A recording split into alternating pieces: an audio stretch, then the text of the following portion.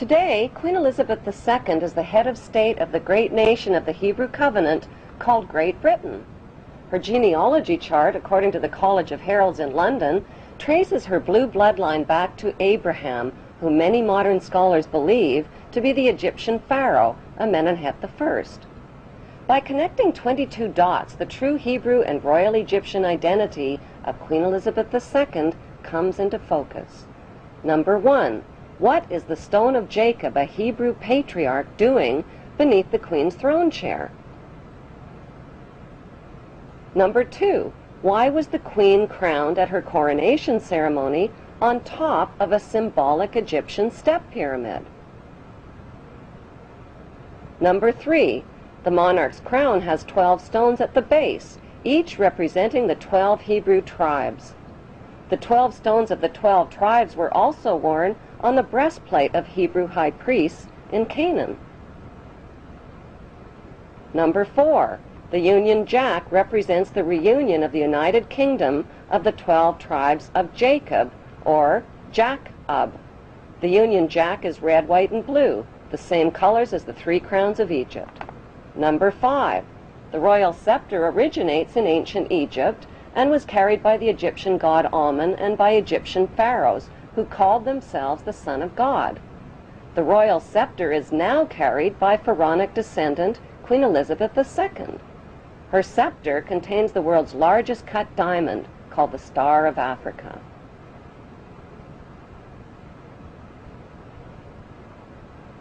Number 6. The Queen's punishing flail or whip is partially hidden under her arm. The flail or whip also originates with the pharaohs of ancient Egypt. Number 7. The symbol of the bee can be found within the Queen's royal wardrobe. In ancient Egypt, bees were the symbol of Egyptian royalty as well as the symbol of Egypt. Number 8. The symbols on the British coat of arms reveal Britain's Hebrew origin. According to the Bible, the harp symbolizes the Hebrew King David. The biblical lion and unicorn holding up the shield symbolize the nation of Israel. The motto, Dieu et mon droit, means God and my right, indicating the divine right of the British monarch to an eternal throne. Number 9. The headdress worn by judges and the Queen's high-ranking officials originate in ancient Egypt.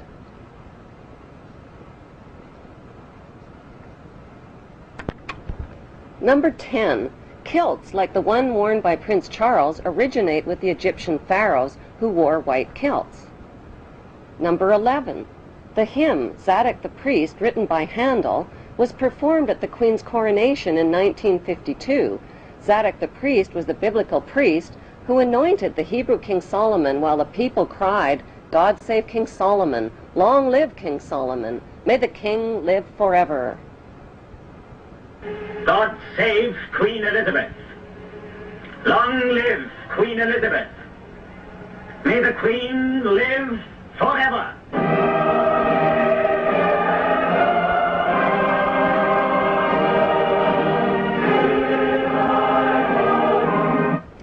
Number 12. During the coronation ceremony, the Queen turns to face the 4 corners of the globe. The orb carried by the Queen represents the globe over which the monarch rules.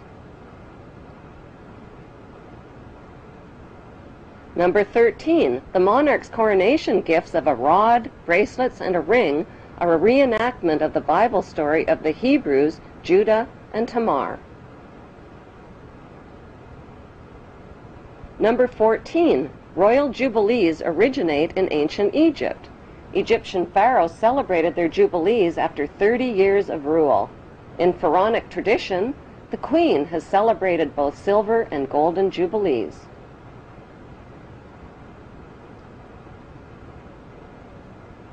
Number 15. Incest was practiced by ancient Egyptian royalty. Mothers married sons and brothers married sisters to keep the power and the money all in the family.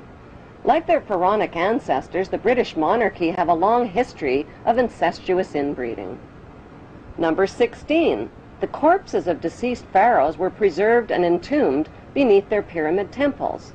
The corpses of 19 deceased British monarchs are also preserved in marble tomb slabs beneath the modern-day temple called Westminster Abbey.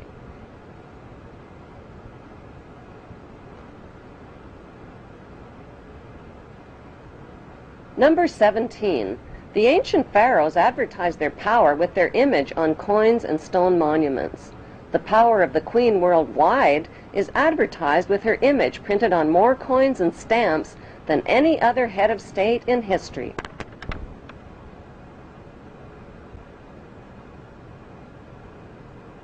Number 18.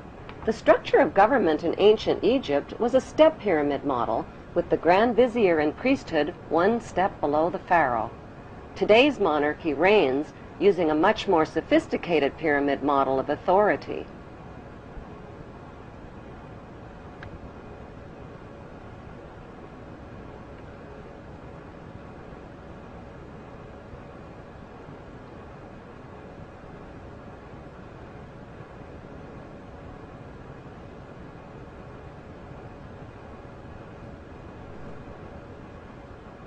Number 19. The Pope's headdress is strikingly similar to the headdress of the Egyptian god Amun. His bent cross resembles the scepter of Amun. Number 20. Like the Egyptian pharaohs, British monarchs wear signet rings, which over the millennia have been passed down from their Hebrew ancestors.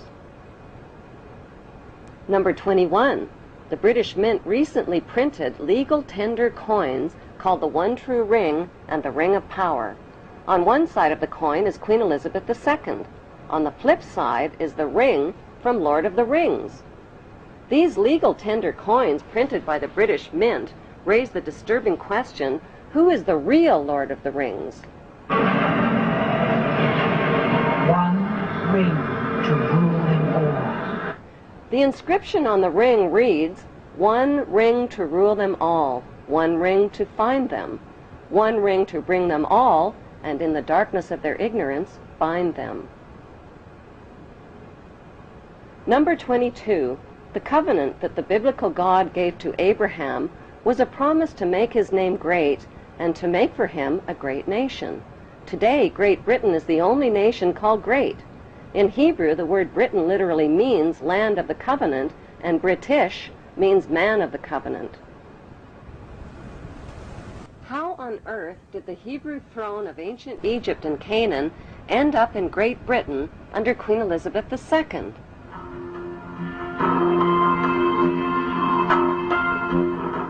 Historically, a series of powerful invaders, the Philistines, Assyrians, Babylonians, and Persians, conquered the land of Canaan, which the Hebrews called Israel. The Hebrew tribes of Manasseh and Dan joined forces and became the Macedonians, or Macedonians. They fled to Greece with their gold and their riches. They wore white kilts like the Egyptian pharaohs, played goatskin bagpipes, adopted the Greek culture, and settled along the river Danube, which they named after the tribe of Dan.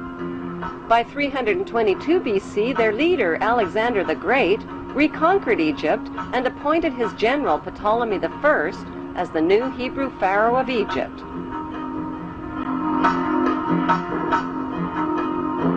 Cleopatra was the last in a succession of Hebrew Ptolemy kings. Although Cleopatra is considered to be the last of the Egyptian pharaohs, author Ralph Ellis claims that Jesus was the last of the Hebrew pharaohs of Egypt. Jesus, a pharaoh? How is that possible? The historical facts show that the last pharaoh of Egypt was Ptolemy XV, who was nicknamed Caesarion or Little Caesar. Born in 47 BC, Caesarion was the son of two of the most famous parents in world history, Roman ruler Julius Caesar and Egyptian pharaoh Cleopatra.